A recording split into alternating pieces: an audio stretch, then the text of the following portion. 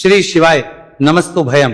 दोस्तों, जैसा कि आप सभी लोग जानते हैं कि 24 फरवरी 2026 यानी मंगलवार को पड़ रही है फाल्गुन मास की शुक्ल पक्ष सप्तमी तिथि। और दोस्तों, यह वह तिथि है जो फाल्गुन मास में पड़ने वाली सबसे बड़ी तिथि है, क्योंकि ये मंगलवार के दिन पड़ रही है और इसका बहुत ही बड़ा और विशेष महत्व होता है। पूज्य गुरुजी ने कहा है कि अगर कभी भी मौका लग जाए और फाल्गुन महीने की सप्तमी तिथि मंगलवार को पड़ जाए तो आप लोगों को एक छुटकी काला तिल वाला उपाय तो अवश्य ही करना चाहिए। इन दोनों का संयोग बहुत ही कम आता है। इसी के साथ में गुरुजी ने अपनी शिव पुराण कथा में बताया है कि इस दिन आपको एक छुटकी काला तिल वाला उपाय तो आपको अवश्य ही करना चाहिए, क्योंकि ऐसा दिन पूरे साल में सिर्फ एक ही बार आता है। और दोस्तों, आप सभी लोग जानते हो कि मंगलवार सप्तमी तिथि का अगर सबसे बड़ा कोई उपाय है तो वह एक छुटकी काला तिल वाला उपाय है। तो दोस्तों, मंगलवार सप्तमी तिथि के दिन आप लोगों को इस एक छुटकी काला तिल वाला उपाय को जरूर करना है। बहुत सारे लोग होंगे जिन लोगों ने इस उपाय को ना किया हो, मतलब पूरा साल निकल गया, उन्होंने किसी भी दिन इस छुटकी काला तिल वाला उपाय को ना किया हो। पर दोस्तों, आपके पास एक आखिरी मौका बचा हुआ है, जो कि 24 फरवरी मंगलवार सप्तमी तिथि के दिन है। इस दिन आप लोगों को इस वाले उपाय को जरूर कर लेना है। भले ही आपने पूरे महीने भर इस उपाय को ना किया हो, पर अगर आपने इस महीने के मंगलवार सप्तमी तिथि के दिन अगर इस वाले उपाय को कर लिया तो आपको इस उपाय को करने का वह फल मिलेगा जिसकी आपने कभी कल्पना भी नहीं करी होगी। इसीलिए आप लोग इस वाले उपाय को एक बार जरूर कर लेना है, ताकि आप लोगों के हाथ से यह मौका ना जा सके और आपको इस उपाय को करने का फल मिल सके। दोस्तों, यह उपाय पंडित जी ने अपनी अभी की ही श्री शिव महापुराण की कथा में बताया है। उपाय को आज हम आपको बहुत अच्छे से समझाने वाले हैं। इस वीडियो को देखने के बाद इस उपाय को समझने के लिए आपको कोई और वीडियो को देखने की जरूरत नहीं पड़ेगी। तो चलिए दोस्तों, उपाय को शुरू करते हैं। देखिए, ये इस फाल्गुन महीने के मंगलवार सप्तमी तिथि के दिन ये इतना खास होता है, इतना महत्वपूर्ण होता है। देखा गया है कभी कभी बड़े बड़े पूजा पाठ अनुष्ठान से जो मनोकामना पूर्ण नहीं होते, वह फाल्गुन महीने की मंगलवार सप्तमी तिथि के दिन एक छोटे से उपाय करने से ही आपकी मनोकामना पूर्ण हो है। और बहुत सारे लोगों ने इस उपाय को किया भी है और उनको इस उपाय को करने का फल भी जरूर मिला है। अगर आप लोग भी इस उपाय को करना चाहते हैं तो आप इस उपाय को पहले अच्छे से समझ लेना, सुन लेना, उसके बाद करना, आपको इस उपाय का फल जरूर मिलेगा। और इस उपाय को कर लेने से आपके घर में चाहे किसी भी प्रकार की दुहक और समस्या क्यों ना चल रही हो, आपको उसका कारण भी नहीं पता है कि भाई ये समस्या किस कारण से चल रही, उसका कुछ भी कारण हो सकता है, जैसे पितृदोष हो सकता है या किसी भी तरह का मंगल दोष भी हो सकता है।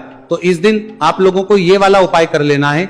ये एक ऐसा उपाय है जिस उपाय को अगर किसी विशेष दिन पर किया जाए तो भाई उस विशेष दिन का जो है वह तो हमें मिलता ही मिलता है, पर हमने उस दिन पर इस उपाय को किया है तो हमें उससे भी बड़ा फल मिलता है और फल बहुत जल्दी मिलता है, क्योंकि आप इस उपाय को बहुत ही बड़े और विशेष दिन पर रहे हो। तो चलिए अब उपाय के बारे में बात करते हैं, लेकिन उससे पहले आप लोगों को यह जानना आवश्यक है कि आखिर ये उपाय किस समय करना है, किसको करना है और कैसे करना है। तो चलिए हम आगे आपको वीडियो में एक एक करके बता देते हैं। लेकिन उससे पहले अगर आप लोग हमारे चैनल पर पहली बार आए हैं या फिर मेरी आवाज आज पहली बार सुन रहे हैं तो हमारे चैनल को सब्सक्राइब जरूर कर लेना और इस वीडियो को लाइक करके कमेंट बॉक्स में श्री शिवाय नमस्तु भयम ओम नमः शिवाय जरूर टाइप कर देना। तो दोस्तों, इस एक छुटकी काला तिल वाला उपाय को हमें इस मंगलवार सप्तमी तिथि के दिन कैसे करना है, किसको करना है, किस समय करना है और कहां पर करना है, ये सारे सवालों के जवाब आपको इस वीडियो में मिल जाएंगे। और जो ये वीडियो देखेगा भाई, उसको एक छुटकी काला तिल वाला उपाय जरूर करना चाहिए, क्योंकि इस दिन काला तिल का भी बहुत ही बड़ा और विशेष महत्व होता है। और बात आ जाए एक छुटकी काला तिल वाला उपाय की, तो ये सोने पे सुहागा वाली बात हो जाती है और ये एक बहुत ही बड़ा उपाय हो जाता है इस मंगलवार सप्तमी तिथि का। तो दोस्तों, इस एक छुटकी काला तिल वाला उपाय को आखिर करना किसको है, सबसे पहले हम लोग वो बात जान लेते हैं। तो देखो, घर की जो बड़ी माताएं बहनें होती हैं, उन माताओं बहनों में से कोई भी एक बड़ी माता बहन इस वाले उपाय को कर सकती है। और दोस्तों, अगर आप तो अपने घर में से सभी सदस्यों को भी इस उपाय को करवा सकते हैं। अगर किसी व्यक्ति की खुद की कोई मनोकामना है, खुद की कोई दुख और परेशानी है जो कि वह अपने लिए ही करना चाहता है इस वाले उपाय को, तो वो खुद अपने लिए भी कर सकता है। बाकी अगर कोई घर में से ऐसा है जो कि अपने पूरे घर परिवार की सुख और शांति के लिए ये वाला उपाय करना चाहता है, तो भाई वो भी कर सकता है, उसमें भी कोई दिक्कत वाली बात नहीं है। कहने का मतलब है कि इस उपाय को हर एक सदस्य भी कर सकता है और पूरे घर परिवार के सदस्य के लिए घर की बड़ी माताओं बहनों में से कोई एक माता बहन भी कर सकती है। माताएं बहनें अगर घर में उपस्थित ना हो या वो ये वाला उपाय ना कर पा रही हो, तो फिर घर का कोई बड़ा सदस्य भी इसे एक छुटकी काला तिल वाला उपाय को कर सकता है, चाहे फिर वो पुरुष ही क्यों ना हो, उसमें कोई भी दिक्कत वाली बात नहीं है। उसके बाद में दोस्तों जो अगला प्रश्न निकल आता है वो ये आता है इस उपाय को लेकर कि आखिर इस उपाय को हमें किस समय करना है, सुबह के समय करना है कि शाम के समय करना है। तो देखो, इस वाले उपाय को आप लोग सुबह के समय भी कर सकते हो और शाम के समय प्रदोष काल में भी कर सकते हो। अब अगर आप पूछो कि भाई सबसे उत्तम समय कौन सा रहेगा इस एक छुटकी काला तिल वाला उपाय को करने का, तो हम आपसे बस यही कहेंगे कि इस उपाय को आप सुबह के समय करेंगे तो ज्यादा बेहतर होगा। बाकी अगर प्रदोष काल शाम के समय भी करेंगे तो भी अच्छा होगा, उसमें कोई भी दिक्कत वाली बात नहीं है। तो अब दोस्तों जो अगली सबसे बड़ी और महत्वपूर्ण बात आती है वो ये आती है कि सुबह अगर हम उपाय को करेंगे तो हमें कितने बजे से लेकर कितने बजे तक के बीच में करना है, और शाम के समय प्रदोष काल में करेंगे तो हमें कितने बजे से लेकर कितने बजे के बीच में करना है। तो देखो, सुबह जितनी जल्दी हो सके आप उपाय को करने की कोशिश करना कि अगर किसी कारणवश लेट भी हो जाओ, थोड़ी देर भी हो जाए तो 10 या 11 बजे तक भी आप उपाय कर लेना, पर 12 बजे से ज्यादा देरी ना हो, ठीक है, इस बात का ध्यान रखना। उसके बाद में दोस्तों अगर शाम के समय प्रदोष काल की बात करें, प्रदोष काल का जो समय है होता है वो शाम के 6 बजे से शुरू हो जाता है। मतलब शाम के 6 बजे से लेकर 7 बजे के बीच का जो समय होता है ये समय प्रदोष काल का समय होता है।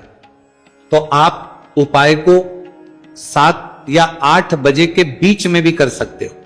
मतलब शाम के 6 बजे से रात 8 बजे के बीच में आप कभी भी इस वाले उपाय को कर सकते हो, उसमें कोई भी दिक्कत वाली बात नहीं है। देखिए, यदि आपके जीवन में संकट बहुत ही अधिक चल रहे हो, समस्याएं बहुत ही अधिक चली हो, एक एक रूप खर्च करने आपको बस ओढ़ रहा है, भूमि से जुड़ी हुई कोई भी समस्या हो या फिर आपके विवाह से जुड़ी हुई कोई भी समस्या हो या आपके व्यापार से जुड़ी हुई कोई भी समस्या हो, तो आपकी ये सारी समस्या इस मंगलवार सप्तमी तिथि के दिन समाप्त होने वाली है।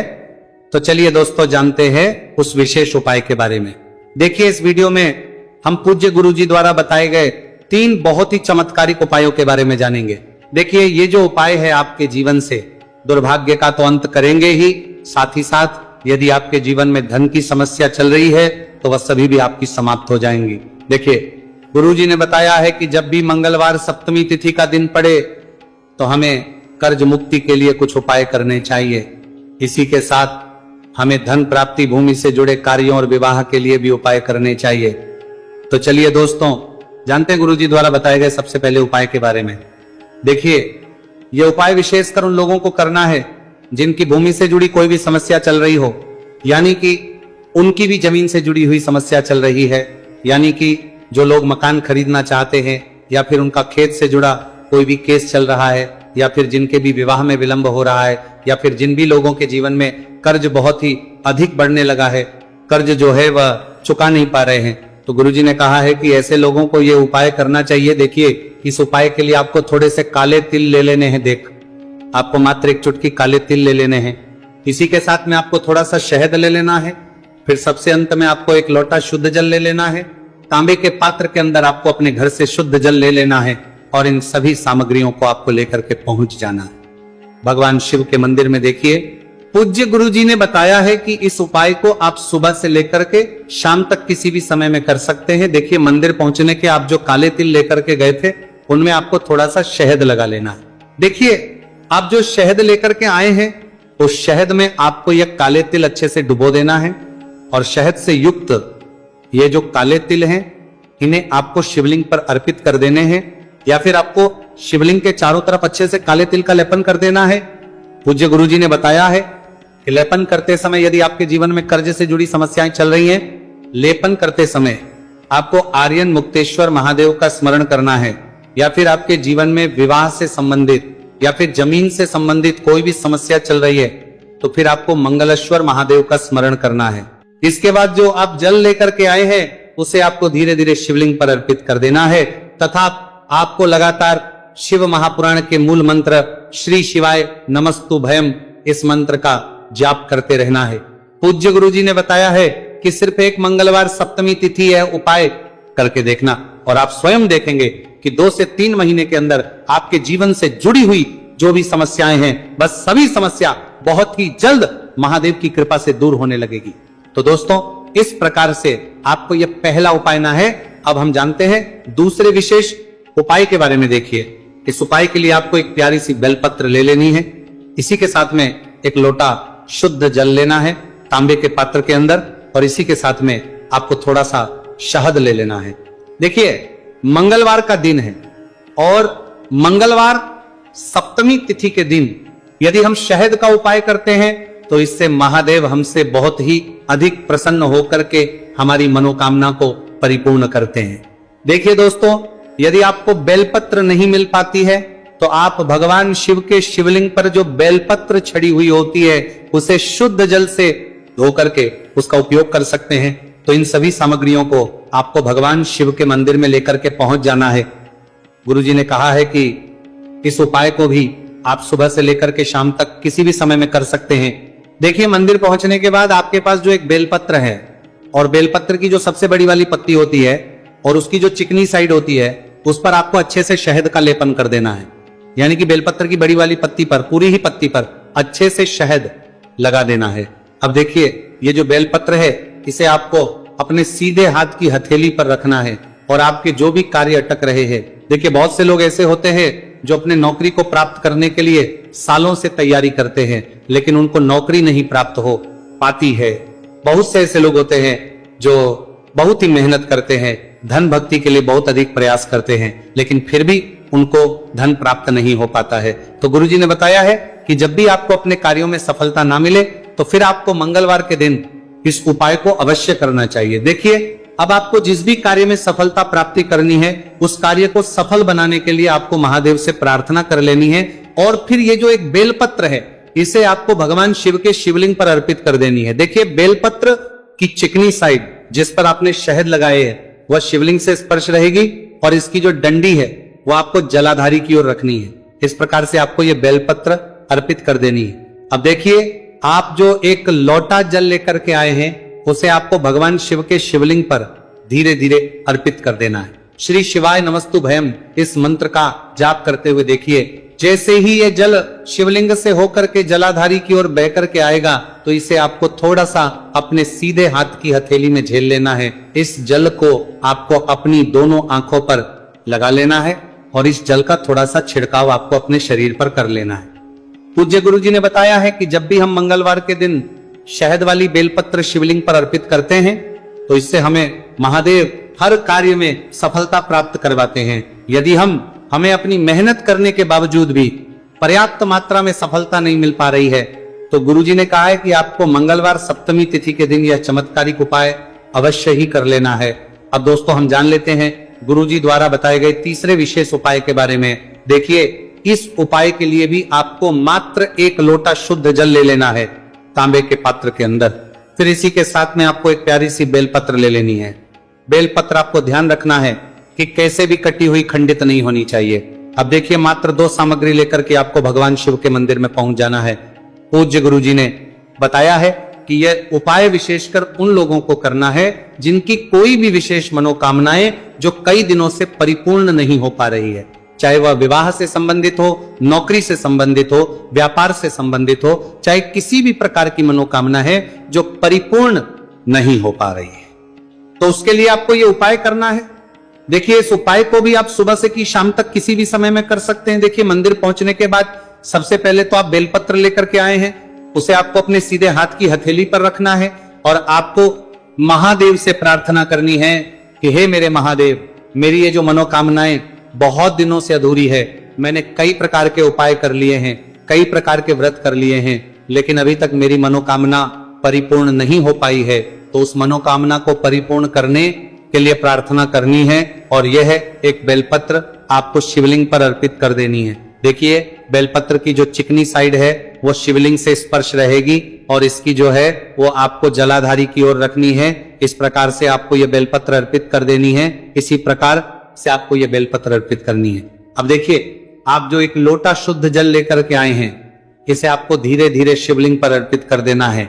इस मंत्र का जाप करते हुए देखिए, जल अर्पित करते हुए आपको कम से कम 11 बार श्री शिवाय नमस्तु भयम या फिर ओम नमः शिवाय इस मंत्र का जाप कर लेना है।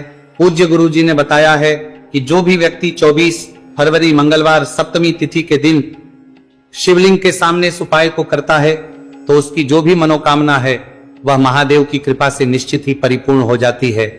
तो दोस्तों, यह थे पूज्य गुरु जी द्वारा बताए गए कुछ बहुत ही खास उपाय। अगर आपको जानकारी अच्छी लगी हो तो वीडियो लाइक करिएगा। मिलते हैं फिर एक नए वीडियो के साथ। श्री शिवाय नमस्तु भयम।